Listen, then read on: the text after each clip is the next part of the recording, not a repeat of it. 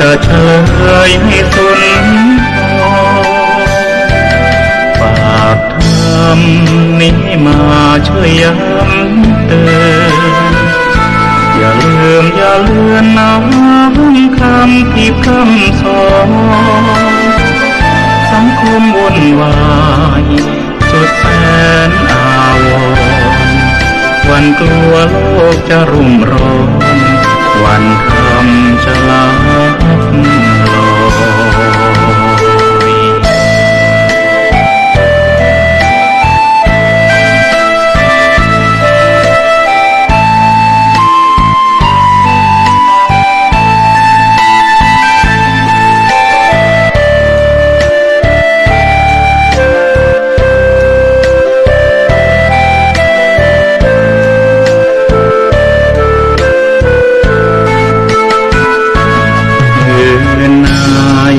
ถ้ามีเวลาว่า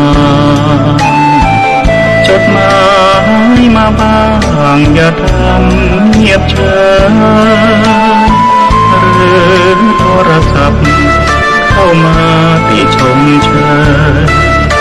ถามปัญหาเถิดจะเฉลยให้สุนนี้มาช่วยย้ำเตือนอย่าลืมอย่าเลือนน้ำคำที่คำสอนสังคมวุ่นวายสุดแสนอาวรณ์วันกลัวโลกจะรุ่มร้อนวันคำจะลับลอย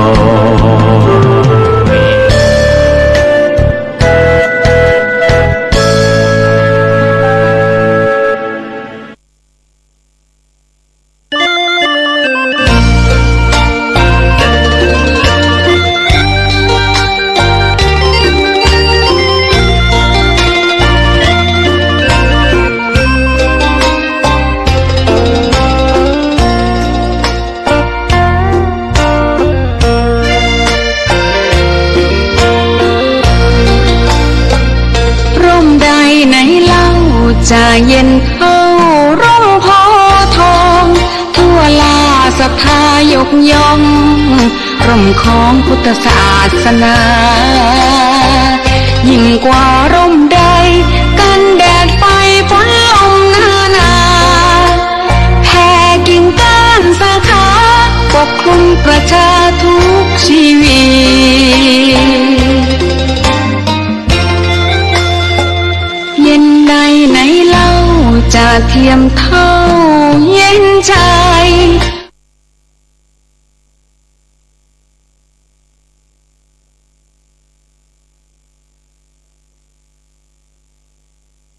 ขอถวายความเคารพแด่พระเถระครูบาอาจารย์พระเจ้าประสงค์เจ้าตนเจ้าองค์ขอเจริญพรกับศรัทธาสาธุชนทุกท่านที่เข้ามาติดตามรับชมรับฟังรายการสารธรรมยามดึกทางสถานีวิทยุออนไลน์ของวัดสนทรายในช่องเวลาพักค่ำยามคืนกันอย่างนี้มาพบมาปะกันแล้วก็ขอต้อนรับท่านผู้รับฟังทางสถานีวิทยุวัดไฟหินตำบลสุเทพเมืองจังหวัดเชียงใหม่ขึ้น 104.50 เมกะเฮิรตซ์ทุกท่านตัวที่เข้ามาติดตามรับชมรับฟังกันในช่วงเวลานี้วันนี้อาตมาภาพพระครูวรสุตเขตเจ้าวัดวัดสนทรายตำบลศรีดงเย็นอำเภอชัยประการจังหวัดเชียงใหม่ก็ทำหน้าที่นำเสนอสารธรรมนำฝากกับทุกท่านในยามดึกกันอย่างนี้เข้ามาแล้วก็ช่วยกันกดไลค์กดแชร์คอมเมนต์ทักทายอุจาสนทนากันเข้ามาได้นะวันนี้ปะกันในช่วงเวลายามดึกของวันจันทร์ที่14เดือนกุมภาพันธ์พุทธศักราช2565วันนี้ก็ตรงกับเดือน5เหนือออก13ค่ำศรัทธาญาติโยมทุกท่านวันนี้ก็มาพบมาปะกันในช่องการเวลายามดึกทุกวันจันทร์เนาะปะกันทุกวันจันทร์ในยามดึก4 ทุ่มถึง5 ทุ่มนะก็มีโอกาสได้พบได้ปะกันญาติโยมทุกท่านเนาะก็เข้ามาเป็นคู่เป็นเกมกันในยามดึกก็บ่ได้ลืมกดไลค์กดแชร์แล้วก็คอมเมนต์ทักทายอุจจาสนทนากันเข้ามาตัว อนุโมทนากับโยมบ้านต้นบุญศีลสุมาลีเข้ามาติดตามรับชมรับฟังแล้วก็คอมเมนต์เข้ามาตัวสาธุสาธุเจ้าขออนุโมทนาตัวอนุโมทนากับโยมแม่น้องเบนเข้ามาติดตามรับชมรับฟังแล้วก็คอมเมนต์เข้ามาตัวสาธุสาธุเจ้าขออนุโมทนาตัวแล้วก็อนุโมทนากับโยมปิวันดีโอมุระต่างประเทศญี่ปุ่นตัวเข้ามาติดตามรับชมรับฟังกันในช่วงเวลายามดึกกันอย่างนี้ญาติโยมทุกท่านปากันในยามดึกอนุโมทนากับโยมปิวันดีโอมุระต่างประเทศญี่ปุ่นตัวคอมเมนต์เข้ามากราบนมัสการเจ้าท่านพระครูรับชมรับฟังอยู่เจ้าสาธุสาธุเจ้าขออนุโมทนาตัวก็ปากันในยามดึกอย่างนี้นะก็ช่วยเป็นอยู่เป็นคู่เป็นกินกันคอมเมนต์ทักทายอุจจาสนทนาแล้วก็คอมเมนต์ทักทายกันเข้ามาตัวในยามดึกเด้อกันใจอีศรัทธาญาติโยมเนาะก็ครั้งแรม2 วันนะครั้งแรม2 วันก็จะเป็นวันสำคัญในทางพระพุทธศาสนาวันมาฆบูชานะวันสำคัญในทางพระพุทธศาสนาอนุโมทนากับโยมทวีศักดิ์ทิวาสุรเดชตังเมืองกอกกรุงเทพตัวเข้ามาติดตามรับชมรับฟังในช่วงเวลานี้ก็แฮม2 วันนะ16 กุมภาพันธ์นะปัจจุบันหวยออกนะญาติโยมนะ2 วันแต่เป็นวันมาฆบูชาวันมาฆบูชาวันสำคัญในทางพระพุทธศาสนาแล้วก็ถ้าตั้งเหนือของเรานี่ก็สำคัญแฮมก็คือเป็นวันเพ็ญพุธนะเพ็ญพุธก็หมายถึงเดือนเพ็ญนะเดือนเพ็ญติดตรงกับวันพุธนะห้องกับว่าเพ็ญพุธนะตั้งภาคเหนือล้านนาของเราก็ถือว่าเป็นวันที่มีความสำคัญนะก็กล่าวกันว่าเป็นวันที่พระอุปคุตนะออกมารับบิณฑบาตนะก็มีการทำบุญตักบาตรนะตักบาตรเพ็ญพุธนะญาติโยมเนาะก็เป็นสิ่งที่ได้ถือประพฤติประทำกันมานะก็เป็นวันที่ก็ปีนึงก็มีหลายเตื้อนะญาติโยมเนาะบางปีก็เป็นพุธมีเตื้อเดียวบางปีก็มี2 เตื้อ2 ครั้ง 2 วันก็มีประมาณนี้เนาะญาติโยมบรรนับหลายนะในปีนึงปีนี้ตรงกับวันมาฆบูชาตัวนะเป็นพุธนะญาติโยมทุกท่านก็นะเตรียมทำกิจกรรมในทางพระพุทธศาสนาร่วมกันนะญาติโยมทุกท่านก็มาร่วมกันสวดมนต์ไหว้พระแล้วก็ตักบาตรเป็นพุธกันนะญาติโยมทุกท่านก็เชิญชวนทุกท่านกันตัวตากันในยามดึกๆอย่างนี้ก็นำสาระดีๆนำฝากกับทุกท่านวันนี้14 กุมภาพันธ์ศรัทธาญาติโยมทุกท่าน14 กุมภาพันธ์ไปก็ได้ฮู้กันมาตั้งแต่เขาเป็นละเอียดละอ่อนเนาะญาติโยมก็ได้ยินกันมาอย่างนี้14 กุมภาพันธ์วันวาเลนไทน์นะว่ากันว่าเป็นวันแห่งความรักนะญาติโยมทุกท่านแต่ก็เป็นวันที่สำคัญของพี่น้องคริสตศาสนิกชนนะเพราะเป็นวันที่มีส่วนในการประพฤติปฏิบัติในส่วนของคริสตศาสนิกชนห้องกันว่าเป็นวันแห่งความรักและทายาทโยมแต่ว่าวันแห่งความรักของชาวพุทธนั้นก็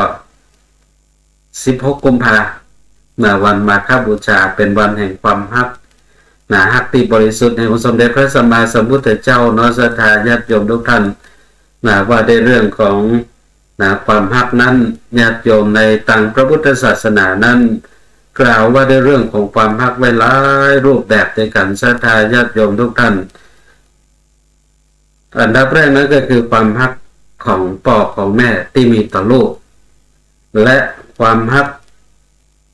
ของลูกที่มีต่อพ่อต่อแม่ต่อลุงป้าน้าอาทั้งหลายความรักของเพื่อนที่มีต่อกันญาติโยมทุกท่านแล้วก็ความรักของคนที่ของคนเราที่มีต่อสรรพสิ่งทั้งหลายบนโลกใบนี้และความรักของหนุ่มสาวเป็นต้นในทางพุทธศาสนานั้นกล่าวถึงเรื่องของความรักที่ มีหลากหลายรูปแบบด้วยกันศรัทธาญาติโยมนะซึ่งในตามพระพุทธศาสนานั้นญาติโยมองค์สมเด็จพระสัมมาสัมพุทธเจ้ากล่าวถึงความฮักของหนุ่มสาวนั้นเกิดขึ้นโดยเหตุปัจจัย2ประการด้วยกันเกิดขึ้นโดยเหตุปัจจัย2ประการ1คือปุพเพสันนิวาสก็คือการที่เกิดอยู่ร่วมกันพอมาเจอกันจบพอก็ฮักใคร่ซึ่งกันและกันปุพเพสันนิวาสนี้ก็ถ้าจะว่าไปแล้วเนาะศรัทธาญาติโยมก็อย่างที่เพิ่นว่านะอนุโมทนากับโยมออดสุพนัสเฟอร์นิเจอร์ตัวเข้ามาติดตามรับชมรับฟังในช่วงเวลานี้ปุพเพสันนิวาสนี่ก็คือหมายถึงเคยร่วมบุญเคยทำบุญเคยสร้างบุญสั่งสมบุญด้วยกันมาก่อนเรียกว่าปุพเพสันนิวาสศรัทธาญาติโยมเนาะพออยู่ที่อื่นที่ไกลมาปะมาหันกันเตื้อเดียวก็ถูกอกถูกใจกันเนี่ยญาติโยมเนาะอันนี้เป็นคำว่าเป็นปุพเพสันนิวาสเคยทำบุญตักบาตรเนี่ยเนาะใส่บาตรร่วมขันกันมาเนาะศรัทธาญาติโยมเนาะทำบุญร่วมชาติตักบาตรร่วมขันตัวกันมาจึงเกิดเป็นปุพเพสันนิวาสมาพบมาปะกันศรัทธาญาติโยมอันเนี้ยมันเป็นสิ่งที่ว่าคนที่จะมาปะกันจะมาใช้ชีวิตร่วมกันญาติโยมก็ดังที่ได้กล่าวถึงเนาะองค์สมเด็จพระสัมมาสัมพุทธเจ้าทรงตรัสไว้ว่าคนเฮาเนี่ยเป็นทุกข์เพราะขันเพราะแบกขันเอาไว้คนเฮาแต่ละคนมีขันคนละ5ขันญาติโยม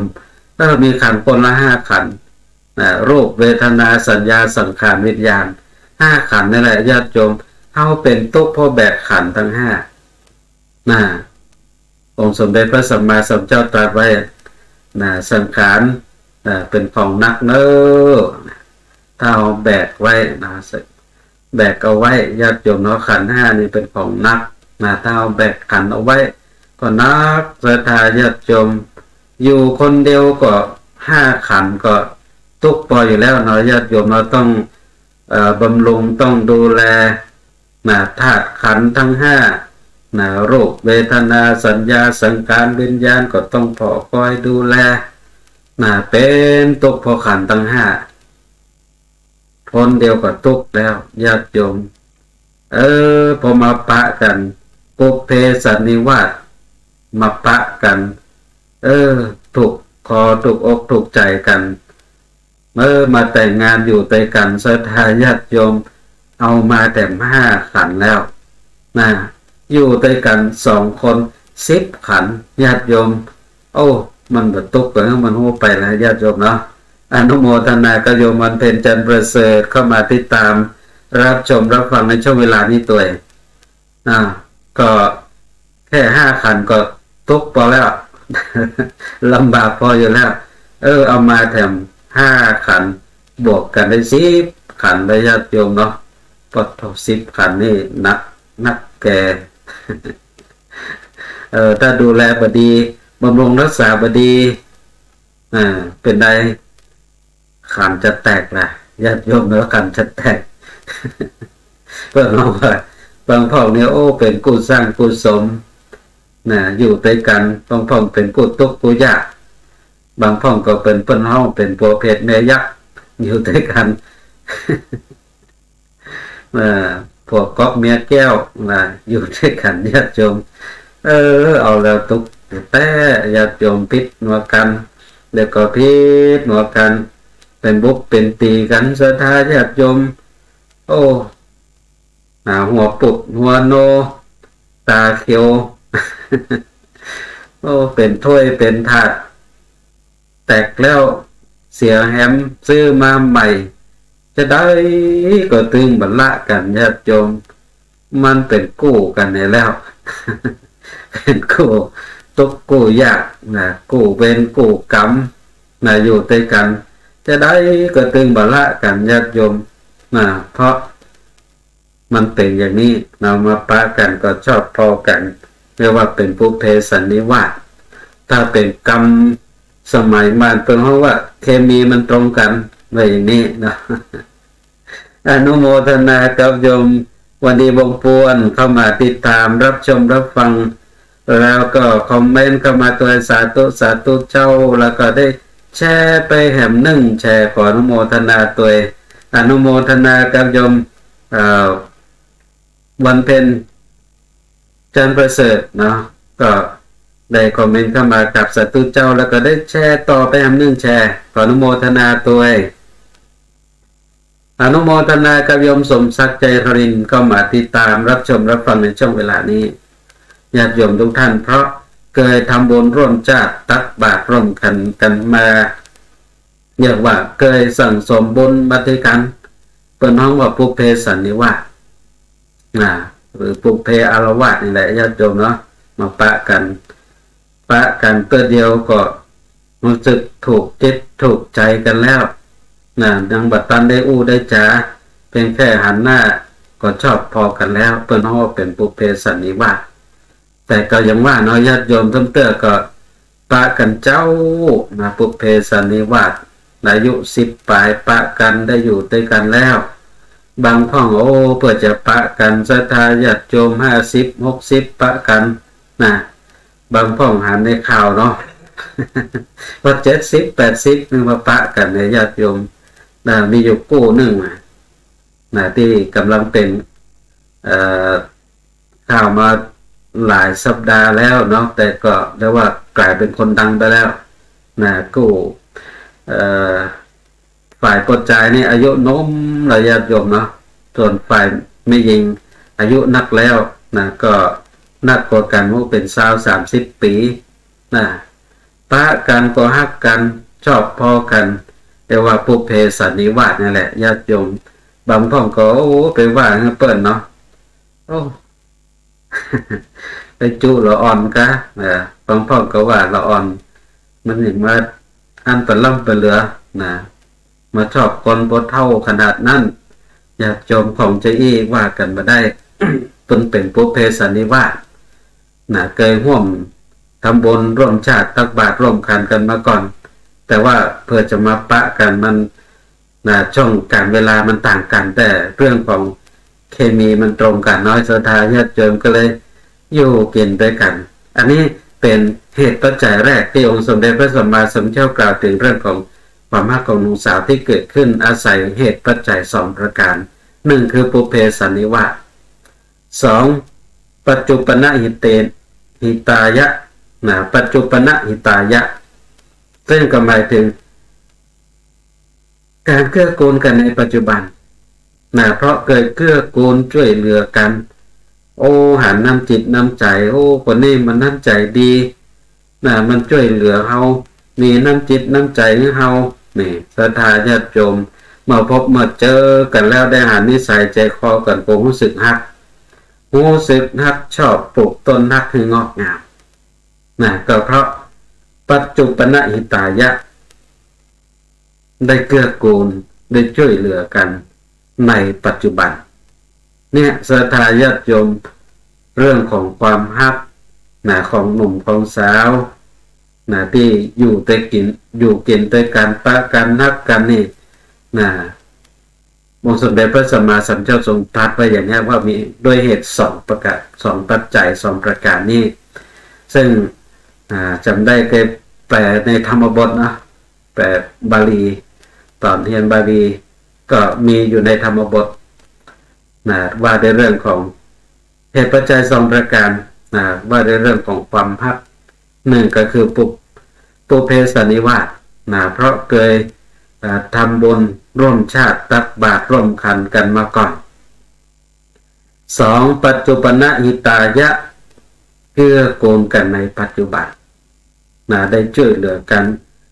ได้เรียนรู้นิสัยใจคอกัน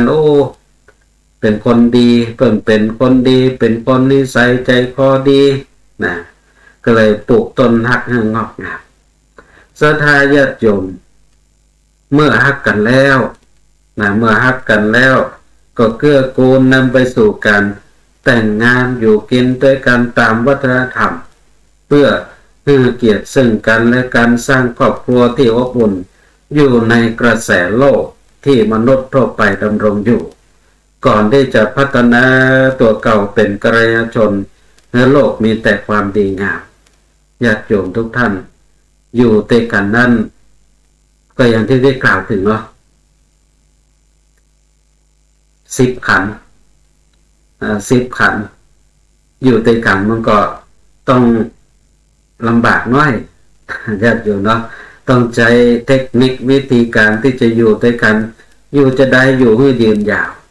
ประทานญาติโยมบางพ้องอยู่ด้วยกันเปิ้นว่าก้นหม้อยังแบบตันดำได้ญาติโยมละกันเห็นแล้ว มันต้องใช้เทคนิควิธีการถ้าในทางพุทธศาสนาแล้วก็ต้องอาศัยหลักศีลหลักธรรมนำมาประกอบใช้ในการครองเรือนญาติโยมเนาะรักที่ใช้ในการครองเรือนตัวน้องว่าคารวะธรรมคารวะธรรมคือหลักธรรมสำหรับการครองเรือนเนี่ยศรัทธาญาติโยมเวลาที่มีงานแต่งงานถ้าในภาคกลางนั้นท่านก็จะนิมนต์พระเจ้าประสงค์เมื่อเจ้าเนาะไปรับบาตรไปเจริญพุทธมนต์เจิมผู้บ่าวสาวแล้วก็ประธานสงฆ์เพิ่นก็จะให้โอวาทให้โอวาทธรรมซึ่งส่วนใหญ่แล้วก็จะใช้หลักของคารวะธรรมนี่แหละนำมาเป็นโอวาทกล่าวสอนกู้บ่าวสาวใช้ชีวิตอยู่ร่วมกันจะได้ถึงจะอยู่ด้วยกันเรียกว่าอยู่ด้วยกันเมินยืนยาวไม่เท้ายอดทองกระบองยอดเพชรเพิ่นก็เอาเรื่องของคารวะธรรม4 ประการคารวะธรรม4 ประการนั้นมีอย่างพ้อง 1. สัจจะคือมีความจริงใจต่อกันและกันเสมอต้นเสมอปลายศรัทธาญาติโยมจะอยู่ด้วยกันครองเรือนอยู่ด้วยกันต้องจริงใจต่อกันต้องมีสัจจะต่อกันศรัทธาญาติโยมสัจจะนั้นเป็นเรื่องสำคัญสัจจะความจริงใจต่อกันสำคัญถ้าจะอยู่ด้วยกันต้องมีสัจจะเพราะสัจจะนั้นศรัทธาญาติโยมมันทำให้เกิดความไว้เนื้อเชื่อใจซึ่งกันและกันไว้เนื้อเชื่อใจซึ่งกันและกันเพราะถ้าอยู่ด้วยกันถ้าบอกไว้เนื้อเชื่อใจกันแล้วมันลำบากศรัทธาญาติโยมเวลาไปกระจายออกบ้านไปบอกใครไว้เนื้อเชื่อใจกันปิกมาก็หาเรื่องกันนำแล้วทั้งที่เปิ้นก็บ่ได้ไปเรื่องอย่างนั้นญาติโยมเนาะเปิ้นไปเยอะการทำงานไปการไปงานปิกมาเอาละไปมีหญิงบ่ไว้เนื้อเชื่อใจทำนั่นอยู่วันละญาติโยมเนาะเปิ้นบอกว่าไปเยอะการไปงานนั้นงานนี้แต่ว่าเป็นจะได้อย่างอันอย่างญาติโยมเปิ้นก็บางทีมันก็รำคาญเหมือนกันเนาะแล้วแฮมสอกแสกไปเรื่อยๆซึ่งมันบ่ให้เกียรติซึ่งกันและกันแล้วก็บ่ไว้ใจกันอย่างเนี้ยอยู่ยากญาติโยมอยู่ยากแต่ก็นั่นแหละญาติโยมเนาะความที่บ่ไว้เนื้อเชื่อใจบางทีก็อาจเกิดขึ้นมาจากการกระทำของบุคคลผู้นั้นตัวก็ได้เช่นเดียวกันเนาะก็คือบ่มีสัจจะคือทำมือหันห้อมหันห้อยเนาะเป็นคนที่ว่าไปหั่นไปนี่บ่ใจสักกรรมไปจะไปตีหั่นบ่ไปสักกรรมไปแหมตีนึงญาติโยมเนาะ ทำให้เกิดความบ่เชื่อใจแล้วฉะนั้นสัจจะนั้นจึงเป็นข้อแรกข้อเริ่มต้นของการที่จะครองเรือนอยู่ด้วยกันเพราะอย่างที่ได้กล่าวถึงนั่นแหละเพียงแค่ถ้าเอาคนเดียวแต่ก็บ่เป็นทุกข์บ่ยากบ่ลำบากอย่างญาติโยมใครไปไหนก็ไปใครนอนตีไหนก็นอนใครปิกก็บ่ใครปิกก็ปิกบ่ใครปิกก็บ่ปิกก็บ่มีปัญหาหยังเอาคนเดียว5ขันบ่มีปัญหา แต่ถ้าเอาคนเข้ามาได้ญาติโยมเนาะมันก็เริ่มจะมีปัญหาแล้ว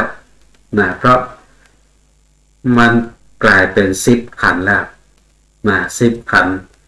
มันก็ต้องลำบากแล้วฉะนั้นจะอยู่ด้วยกันครองเรือนอยู่ด้วยกันให้มั่นคงอันดับแรกต้องมีสัจจะคือจริงใจต่อกันเสมอต้นเสมอปลาย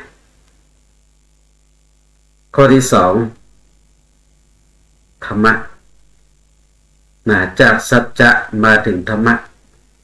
ธรรมะหมายถึงอะไรอย่างญาติโยมธรรมะนั้นหมายถึงหูข่มใจเบื่อความบดีเบื่องามเข้ามาในชีวิตเพื่อให้ครอบครัวมั่นคงต้องข่มอกข่มใจญาติโยมเนาะเพราะว่าอยู่ด้วยกัน2คน10ขันต้องข่มอกข่มใจถ้าบอกข่มอกข่มใจแล้วโอ้แย่ละญาติโยมนะถ้าบอกข่มอกข่มใจไว้อย่างที่ว่านั่นแหละ บางทีมันปากเนาะ ปาก ว่ากันไปว่ากันมาดีพอดีก็เป็นถ้อยเป็นความเกิดเรื่องเกิดราวถ้าบอกข่มอกข่มใจดีพอดีก็จะได้แปลงเวทีมวยกลางบ้านกันแล้วต้องข่มอกข่มใจข่มอกข่มใจต่อ คำว่ากล่าวเสียดสีข่มอกข่มใจต่อสิ่งที่เข้ามายั่วยวนจิตใจต้องข่มเพิ่นบอกว่าข่มใจเมื่อความบดีบางงามเข้ามาในชีวิตญาติโยมบางท่องก็เปิ่นถึงว่าเนาะถ้าปัจจัยบ่เจ้าชู้ก็เหมือนงูมีพิษอะไรอย่างนี้เนาะญาติโยมดังนั้นนี่ปัจจัยก็ต้องรู้จักเนี่ยข่มอกข่มใจจะไปนอกลู่นอกทางต้องข่มใจตัวเก่าไว้มันต้องมีเนาะของมาล่อญาติโยมมันต้องมีของมาล่อจากนั้นจะต้องมีธรรมะข่มอกข่มใจตัวเก่าเพราะใจเนี่ยศรัทธาญาติโยมใจคนเฮานี่มันก็เหมือนกับน้ำนี่มันไหลลงที่ต่ำมันไหลขึ้นที่สูงน้ำโดยธรรมชาติของมันเนี่ยมันจะไหลลงสู่ที่ต่ำใจของคนเฮาก็เหมือนกันมันก็จะป้าเฮาลงต่ำคือเป็นทางในทางที่มันบ่ค่อยดีบ่ค่อยงามบ่ค่อยถูกบ่ค่อยต้องนี่แหละญาติโยมต้องข่มอิทข่มจิตข่มใจต้องทวนกระแสน้ำก็เหมือนกับนักบวชสิทธัตถะตอนที่บำเพ็ญทุกขกิริยาแล้วก็หันมาเดินตามเส้นทางสายกลางมัชฌิมาปฏิปทาได้รับเข้ามาทุปายาสจากนางสุชาดารับเข้ามาทุปายาส49ก้อนชั้นหมดเรียบร้อยนำเอาถาดทองคำนั้นไปที่ริมฝั่งแม่น้ำญาติโยมแล้วก็นำขึ้นมายกถาดทองคำขึ้นมาสัจจะอธิษฐานว่าถ้าหากว่าจะสามารถบรรลุธรรมรู้แจ้งหันธรรมได้ขอให้ถาดทองคำเนี่ย ไหลทวนกระแสน้ำไปเนอะน่าจะเป็นไหลตัวน้ำคือไหลทวนกระแสน้ำไปญาติโยมพอสัจจะอธิษฐานเรียบร้อยนักบวชสิทธัตถะก็นำถาดทองคำวางลงในแม่น้ำปรากฏว่าอัศจรรย์เป็นอย่างนี้ถาดนั้นลอยทวนกระแสน้ำไปบ่ได้ไหลไปโดยสายน้ำแต่ว่าลอยทวนกระแสน้ำไปในข้อนี้ศรัทธาญาติโยมเปิ้นกล่าวกันว่าเป็นคติหรือเฮาได้ทราบได้รู้ว่าคนเฮาเนี่ยจะบรรลุความสำเร็จใดๆได้นั้นจะต้องทำมาอย่างทวนกระแสใจของตัวเก่าจะไปตัวใจตัวเก่าต้องทวนต้องทวนกระแสใจของเฮาเพราะว่าใจของเฮาเหมือนกับน้ำคือมันไหลลงที่ต่ำมันมักจะปาเฮาไปในทิศทางที่มันบ่ดีบ่งามบ่ถูกบ่ต้องก็จะต้องมีธรรมะตัวนี้คือความข่มอกข่มใจบ่ฮื้อใจของเฮานั้นไปในทางที่บ่ดีบ่งามนำสิ่งที่บ่ดีบ่งามเข้าสู่ชีวิตของเฮาจะต้องข่มใจเอาไว้ต้องข่มใจมันจะไปทางบ่ดีก็ต้องข่มไว้บ่ได้ไปเช่นนั้นบ่ดีข่มไว้อันนี้เป็นข้อที่สองธรรมะสัจจะธรรมะข้อที่สามขันติญาติโยมขันติก็คือความอดทน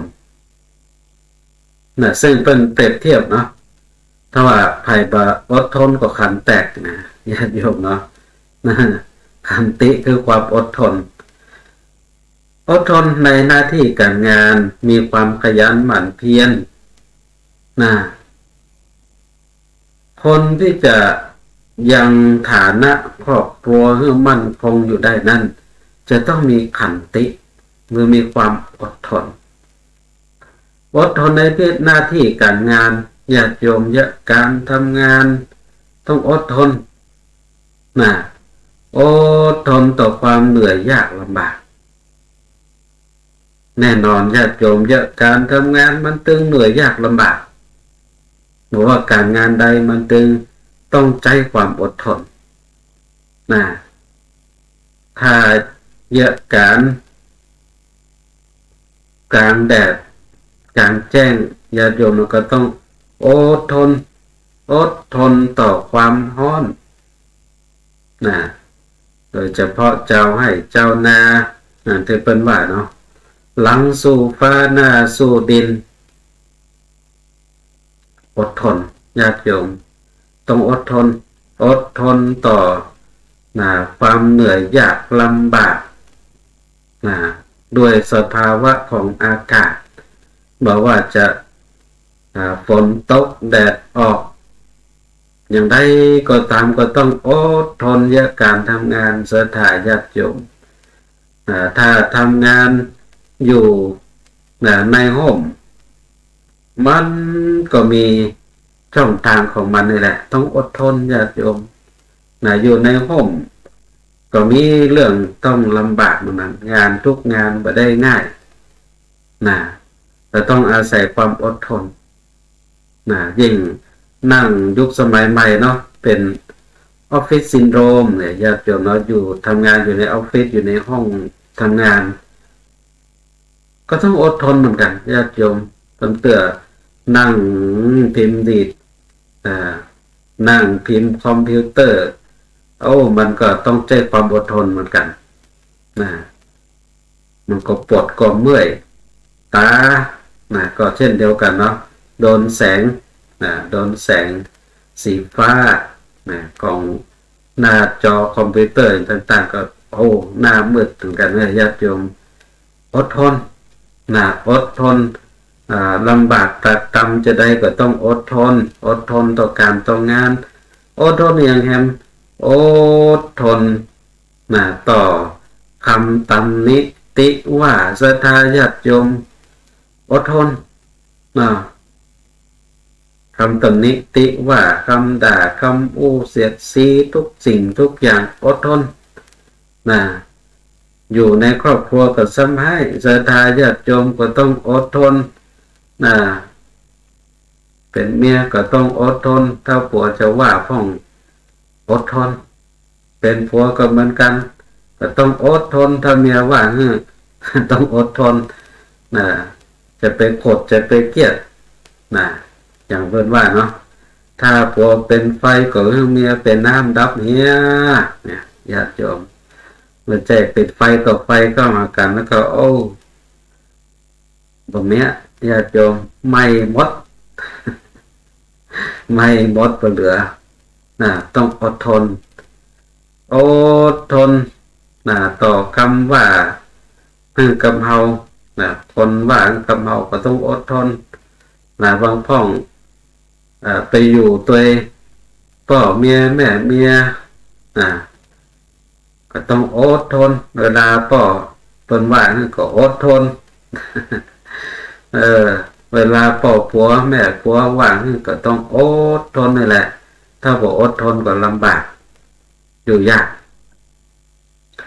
อดทนอย่างนี้แล้วอดทนต่ออย่างนั้นญาติโยมอดทนต่อความเจ็บป่วยเมื่อยไข้ต้องอดทนอดทนเจ็บนั่นหน่อยนี่หน่อยโอ้ยเป็นอ่านว่าเจ็บนักแตะนักว่าอีกก็บ่เหมาะก็ต้องอดเอาจะเจ็บจะป่วยอย่างก็จะไป acting นักลงไป เจ็บน้อยเดียวก็ได้ดิ้นกดเล่นปัดนี่ก็บ่เหมาะต้องอดทนข้อที่3เนาะขันติต้องอดทนญาติโยมถ้าอดทนได้อย่างนี้แล้วอยู่ยาวอยู่ยืนยาวการครองเรือนนั้นยืนยาวเพราะมีความอดทนอย่างเนี้ยญาติโยมเนาะอดทนทั้งเรื่องของความยากลำบากของการทำงานถ้าอดทนต่อการทำงานได้แล้วฐานะรับฐานก็มั่นคงอดทนต่อคำว่าด่าว่าเสียดสีก็อยู่ม่วนอดทนต่อความเจ็บปวดเมื่อยไข้ก็ทำหัวใจนั้นเป็นสุขญาติโยมอันนี้คือข้อที่3ของคฤหัสถธรรมของผู้ครองเรือน3ข้อแล้วญาติโยมเนาะมีอย่างพ้องใครจำได้พ้อง1สัจจะคือความจริงใจ2ธรรมะคือความข่มใจ3ขันติคือความอดทนเนี่ยญาติโยม3ข้อแล้วเดี๋ยวมาถึงข้อที่4เนาะเร็วพอเวลาตอนนี้ได้เวลาเปิดสายหน้าไมค์แล้วเนอะญาติโยมที่รับฟังอยู่ทางสถานีวิทยุวัดไฝ่หินตำบลสุเทพเมืองเชียงใหม่ขึ้น 104.50 เมกะเฮิรตซ์ทุกท่านที่รับฟังอยู่ในช่วงเวลานี้ก็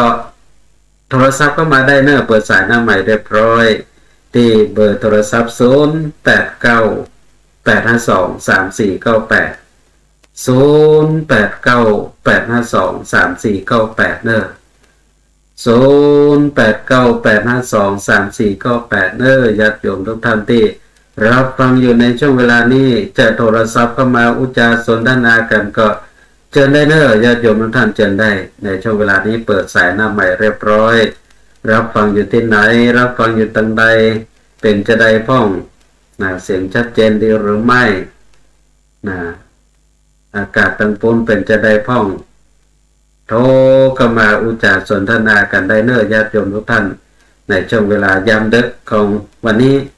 0898523498เนาะก็ท่านใดจะเป็นเสียงสายแรกในยามเดึกของวันนี้ก็โทรกันเข้ามาได้เนอะญาติโยมทุกท่าน ก็มาถึงข้อที่สี่ของคารวะธรรมธรรมของผู้ครองเรือน ก็คือจาคะญาติโยมจาคะนั้นมีความหมายว่าความเสียสละจาคะคือการเสียสละแบ่งปันญาติโยมอยู่ด้วยกันอยู่ด้วยกันในครอบครัวแล้วเสียงสายแรกในยามเดึกวันนี้เจริญพรสาธุบอกก่อนว่าฟังดูก็เทพนะคะแต่ว่าไม่ได้มีเวลาเติมเข้ามาแล้ววันนี้บอกว่าเติมตามแล้วโทรมาได้เข้าของแปลงสถิติแปลงนอกจากขายของนี่เราต้องปรับตัวยุคมันให้ได้แล้วเนาะใช่มันต้องปรับตัววันวาเลนไทน์บอกว่าพ่อแม่บอกว่าพี่น้องบอกว่าเพื่อนใช่ดีตัวคนเดียวดีกว่าเนาะใช่อยู่คนเดียวนะสบายสองคนก็ยุ่งตรงสาวบ้างแต่ตรงน้องสาวมีเพื่อนนะคะนะแต่เอาตรงๆคือเป็นวันธรรมดาวันหนึ่งนะจ๊ะเนาะมันก็วันธรรมดาวันหนึ่งนั่นแหละ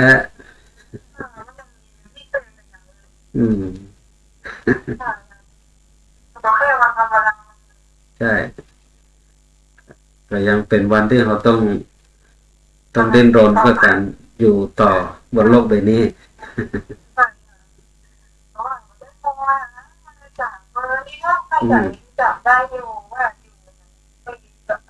น่าใจอยู่ไม่ริมโอ้สาธุตอนอยู่ทุกเทศเจ้าตอนอยู่ทุกวันนะคะตอนอยู่ทุกวันจันทร์นะคะสาธุเนออนุโมทนาวันจันทร์จะคงเป็นไหมเจ้าสาธุวันจันทร์แล้วเสียงสายแรกญาติโยมทุกท่านรับเสียงสายจากโยมตังอำเภอแม่ริมโทรศัพท์เข้ามาอุจจาสนทนาในยามดึกวันนี้โอ้เสียงสายที่ซ้อนกันมาเนาะญาติโยมเนาะท้าย4975ละโทรเข้ามาแล้วเจริญพรสาธุใช่เมื่อจันทร์ติดแล้วสัญญาณเน็ตบ่ค่อยดีแม่โอ้โห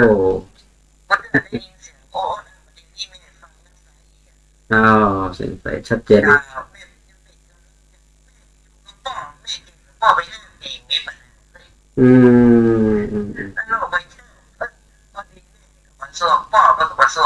ใช่ใช่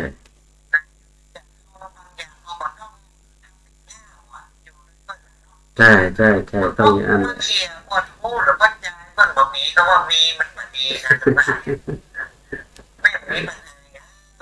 นั่นโลกไปเนี่ยบอก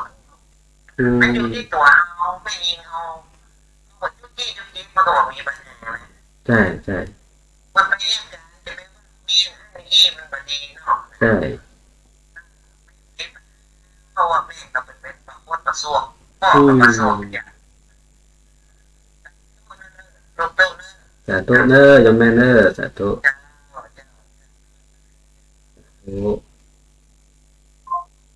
แล้วเสียงที่สายที่สองโยมแม่จากโป้นเราตังสันทรายหลวงโทรศัพท์เข้ามาต้องขออนุโมทนาตัวแล้วเสียงสายที่ซ้อนกันเมื่อตะกี้โทรเข้ามาใหม่ได้เนอเสียงสายที่ซ้อนกันเมื่อตะกี้2 สายโทรเข้ามาใหม่ได้เนอโทรเข้ามาใหม่ตอนนี้สายว่างเรียบร้อยโทรเข้ามาใหม่ได้เนอ0898523498 0898523498เนอ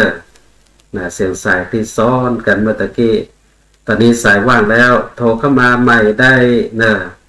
0898523498ก็คารวะธรรมธรรมของผู้ครองเรือนข้อที่4ก็คือจาคะจาคะการเสียสละเสียสละให้กับคนที่ออกครับศรัทธาญาติโยมมันเป็นเรื่องที่สูงขึ้นไปจากที่ได้กล่าวถึงตั้งแต่สัจจะธรรมะขันติมาถึงจาคะนี่สูงขึ้นไปคือเสียสละแบ่งปันได้เสียสละกับคนที่ออกฮักศรัทธาญาติโยมพร้อมที่จะรับฟังความทุกข์ความคิดหันความต้องการของผู้อื่นอยู่เสมอเนี่ยศรัทธาญาติโยมอยู่ด้วยกันอยู่ด้วยกันต้องเสียสละพร้อมที่จะเป็นเรียกว่ารับฟังทุกเรื่องราวของคนที่เป็นกู้ชีวิตของเราเนาะต้องพร้อมที่จะรับฟังทุกเรื่องราวเพราะว่าคนเรานี่ญาติโยมอย่างที่ว่าอยู่คนเดียวมันก็เป็นทุกข์แต่จะใดถึงต้องการอยากที่จะมีกู้ก็เพราะว่าอยากจะได้คนที่มาเติมเต็มส่วนที่ขาดของตัวเก่าอยากที่จะมีคนที่มาคอยฟังคนที่คอยรับฟังเรื่องราวของเราคนที่พร้อมที่จะฟังทุกเรื่องราวของเราคนเรานั้นเวลาที่มีเรื่องมีราวอย่างเนาะก็อยากที่จะระบายอยากที่จะจะจ้าญาติโยมแต่มันก็หายากคนที่จะฟังเรื่องราวอย่างต่างๆของเขาโดยตั้งอกตั้งใจฟังแล้วบ่เอาเรื่องของเขาไปเหล่าหน้าจ้าฟันที่อื่นญาติโยมนะมันก็หายากเพิ่นก็บอกว่าบอกคนที่จะเอาเรื่องของเขาไปกับคนอื่นฟังเพราะว่าพอฟังแล้วเขาก็อยากจะต่อญาติโยมเนาะทีนี้คนเรามันก็เลยอยากจะมีกู้เป็นว่ากู้ชีวิตคือคนที่พร้อมที่จะฟังทุกเรื่องราวของเขาบางคนนั้นพอเป็นอย่างก็เป็นเมื่อใครชอบใจเป็นเบื่อแต่ถ้าหากว่ามีจาคะพอนี้แล้วญาติโยมจะเป็นผู้ฟังที่ดีเป็นผู้ฟังที่ดีก็คือเสียสละญาติโยมจาคะคือเสียสละพร้อมที่จะรับฟังความทุกข์ความยากของกันและกันก็ฟังตึงบักคัดบอกว่ายังตั้งอกตั้งใจฟังฟังแล้วก็มีข้อคิดความหันข้อคิดเห็นช่วยเหลือเพื่อไฟซึ่งกันและกันเนี่ยศรัทธาญาติโยมการที่มีจาคะนั้นเป็นตัวสำคัญในการที่จะสร้างความผูกพันให้เกิดขึ้นซึ่งกันและกันจาคะนั้นเป็นตัวสำคัญที่จะเรียกว่าสามารถผูกมัดจิตใจสองคนที่อยู่ในครอบครัวเดียวกันเป็นผู้ครองเรือนอยู่ด้วยกันก็เพราะมีจาคะที่สำคัญไปกว่านั้นศรัทธาญาติโยมคำว่าจาคะในที่นี้ก็จะหมายถึงการให้อภัยเมื่อคนเขานั้นทำผิดพลาดญาติโยมเนาะบางท่องอยู่ด้วยกันก็มันจะต้องมีเนาะคนเฮาอย่างที่ว่า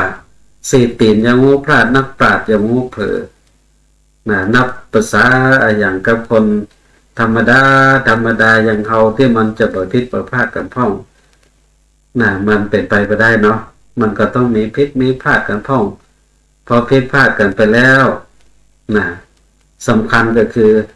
มีจาคะหรือไม่เวลาอยู่ในครอบครัวเดียวกันสำเตือพิษพลาดอย่างน้อยก็บ่มีจาคะเหมือนกันคือบ่อภัยเหมือนกันพ่อง นะถ้าบ่อภัยให้กันก็ไปอยู่ด้วยกันได้เนาะญาติโยมไปกันคนละทิศคนละทางจะต้องมีจาคะคือให้อภัยกันพ่องให้อภัยกัน ในเรื่องที่มันผิดมันพลาดต้องให้อภัยกันเพราะว่ามันเป็นเรื่องปกติธรรมดาการให้อภัยนั้นเป็นเรื่องของใจที่สูงส่งภัยที่พร้อมที่จะให้อภัยแก่ภัยและภัยได้นั้นเนี่ยต้องฝึกใจนั้นสูงนะญาติโยมอภัยคำว่าอภัยเนี่ยเป็นคำสั้นๆโอ้ง่ายๆแต่ทำยากอภัยอภัยนั้นหมายถึงบอกหัวญาติโยมเนาะแปลว่าไม่พยะหรือว่าภัยเนี่ยหมายถึงปัวอภัยหมายถึงบักปัวถ้าเราบอกกับคนนั้นว่าโอ้บ่เป็นหยังฉันให้อภัยก็หมายถึงบอกให้กับคนนั้นว่ามันต้องปัวเฮา เพราะเฮาบ่ถือโทษโกรธเคืองอะไรอย่างเนี่ยเรียกว่าอภัยแต่ว่ามันทำได้ยากเย็นเหมือนกันเนอะญาติโยมเรื่องนี้มันต้องฝึกมันต้องฝึกจิตฝึกใจโอ้ถ้าบอกฝึกแต่ญาติโยมมันทำยากทำยากฉะนั้นนี่ต้องฝึกจิตฝึกใจเนอะญาติโยมกว่าที่จะให้อภัยแก่กันและกันได้แต่ถ้าให้อภัยได้แล้วโอ้เป็นเรื่องที่สุดยอดเลยญาติโยมท่านใดที่รับฟังอยู่จะโทรศัพท์ก็มากันเชิญได้เนอะเส้นสายที่ซ้อนกับเมื่อกี้2 สายถ้ายังรับฟังอยู่ก็โทรเข้ามาใหม่ได้เนอะ0898523498 เนอะโทรเข้ามาใหม่ได้2 สายเมื่อกี้ถ้ายังฟังอยู่ โทรเข้ามาใหม่ได้0898523498 เนาะโทรเข้ามาแล้วตาย5345เข้ามาแล้วเจริญโอ้ขอบพระคุณครับอาจารย์ครับผมวัดสามโมกอุทยานนะครับครับให้ครับ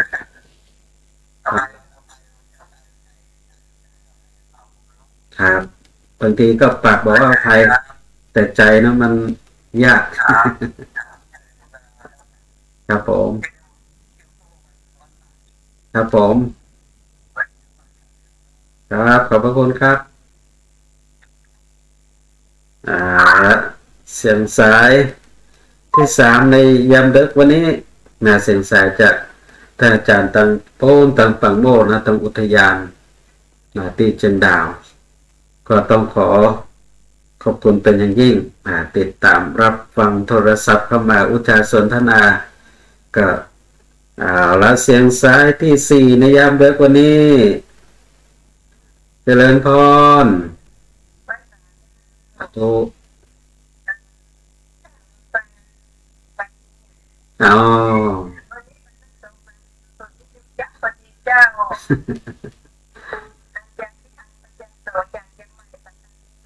โอ้เชียงใหม่ปัตตานเนาะโอ้ทุกวันจันทร์4 ทุ่มถึง5 ทุ่ม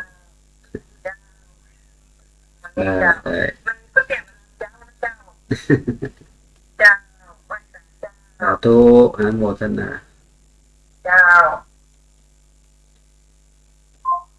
แล้วเสียงสายที่4ในยามดึกวันนี้เราญาติโยมทุกท่านเสียงสายที่5เมื่อกี้ซ้อนกันโตก็มาใหม่ได้เนอะเหมือนจะตาย550มาเหมือนจะตาย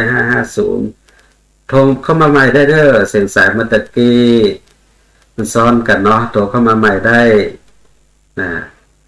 ก็เข้ามา